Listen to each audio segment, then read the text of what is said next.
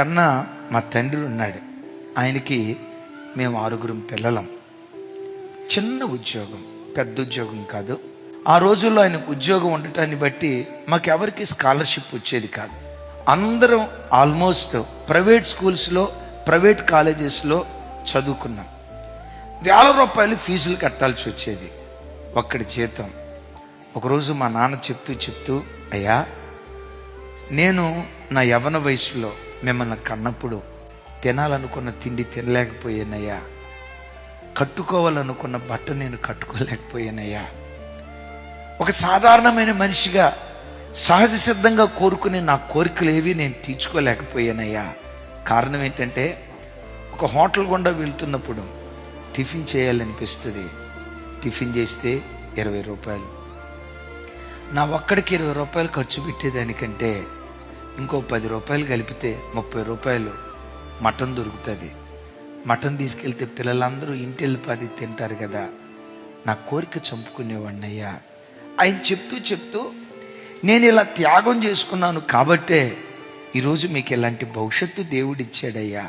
ఓ మాట అంట, ఆ తండ్రి తాగుబోతయి ఉంటే, ఆ తండ్రి తిరిగిపోతాయి ఉంటే, ఆ తండ్రి పేకాట రాయుడై ఉంటే, ఆ తండ్రి విచ్చలివిడితనం కుటుంబ మరణానికి కారణమయ్యేది. ఓ తండ్రి, కుటుంబం కొరకు నువ్వు త్యాగమయ్యే, యాగమయ్యే తండ్రిగా ఉన్నావా? నా లైఫ్ నా ఇష్టం అన్నట్లుగా బ్రతికేవాడిగా ఉన్నావా? తల్లి, మిమ్మల్ని అడుగుతా, నీ భర్త ఉద్యోగం, నీ భర్త చేసే పనులు అవి ఫలభరితంగా మారాలంటే ఒక భార్యగా నీ భర్త కొరకు నువ్వు త్యాగం చేసేదానివై ఉండాలి.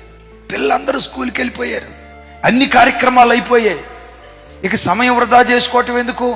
12 గంటల నుంచి 2 గంటల వరకు కుటుంబం కొరకు ప్రార్థన చేద్దాం, పిల్లల భవిష్యత్తు కొరకు ప్రార్థన చేద్దాం, యజమానుడి చేతి పనులు దీవించబడినట్లుగా ప్రార్థన చేద్దాం అని దేవుని సన్నిధిలో నిన్ను నువ్వు యాగం చేసుకుంటే ఆ త్యాగంలో నుండి జీవాన్ని దేవుడు పుట్టించడం ప్రారంభిస్తాడు.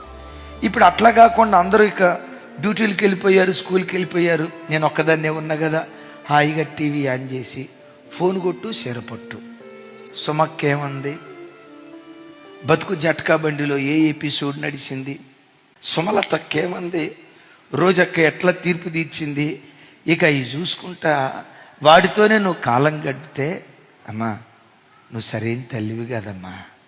నువ్వు ఇంట్లో ఉండి చేతులెత్తి ప్రార్థన చేస్తే చేసే ప్రార్థన నీ పిల్లల కాపుదల, నీ యజమానుడు చేతి పనుల్లో రాణించడానికి ఆ ప్రార్థన జీవం పోసేదిగా ఉంటుంది.